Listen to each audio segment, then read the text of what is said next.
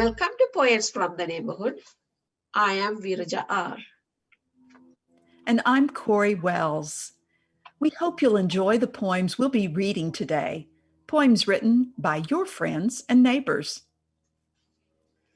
The first poem I'm going to share is by Philip M. Mathis from Time and Tradition, a poetry anthology published at MTSU a few years back. This is called The Dark. To know the dark, eternal dark, is to know endless shadow, light in its grave, the nature of death. To know the dark is to know the world without curve or angle, without shape, without art or beauty.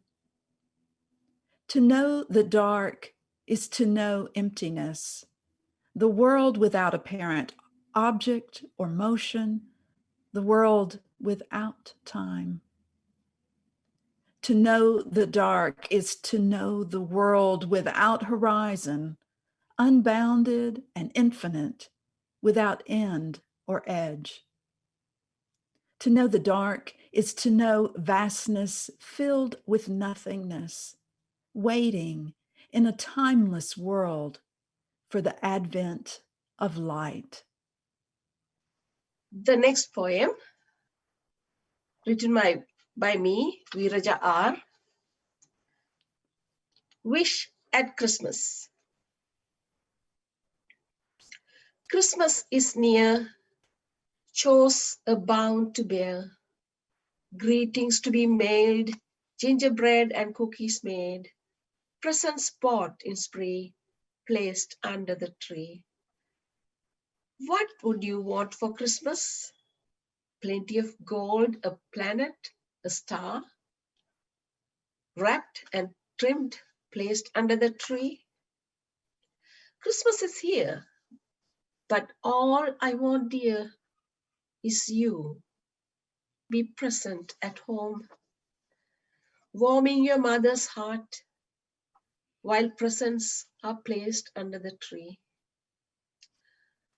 What more would I want for Christmas? The star of course, a shining ray from the Prince of Peace, pierce through my heart. The next poem is called This Body. It's by Barbara E. Young from her chapbook called Testify.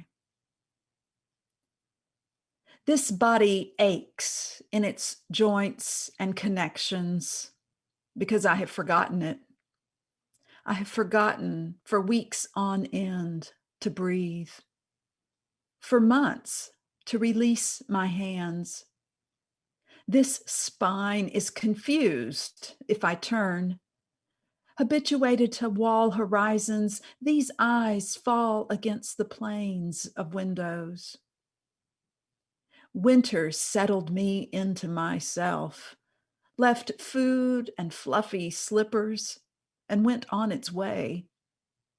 So I drowse through humming rooms, check the mail, drive in a dream to fetch more cereal.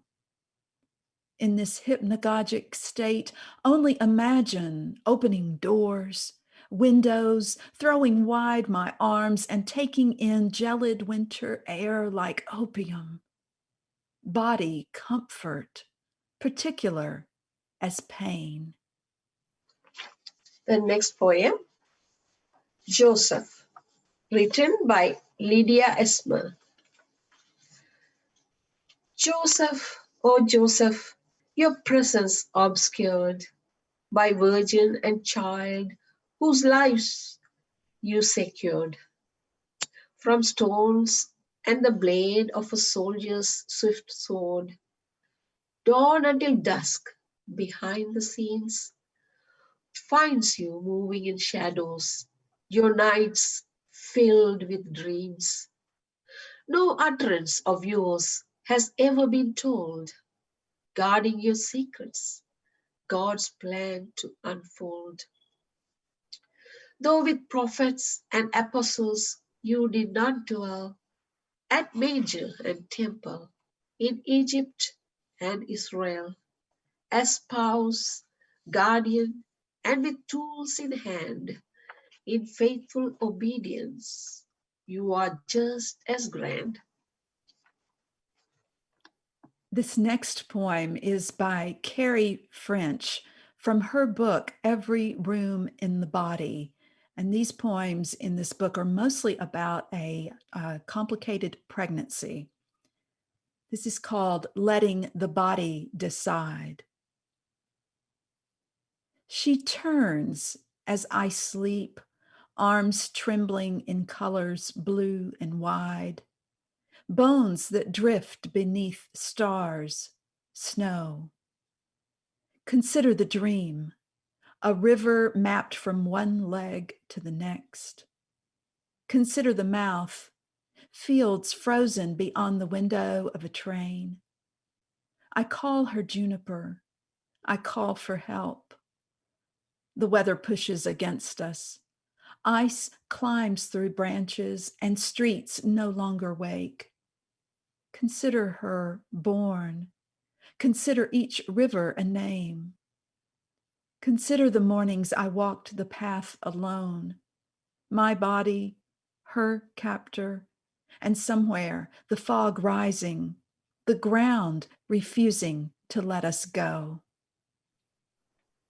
The next poem, Christmas Brings Humility, written by Thiele.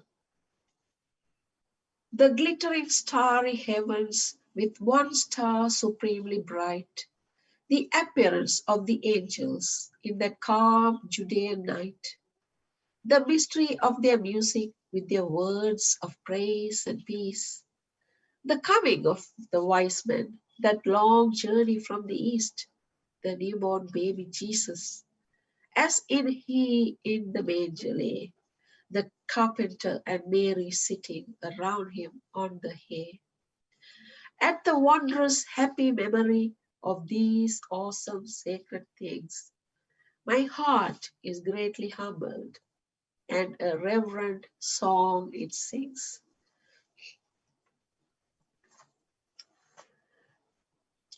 Thank you for watching Poets from the Neighborhood. We hope we'll see you again soon.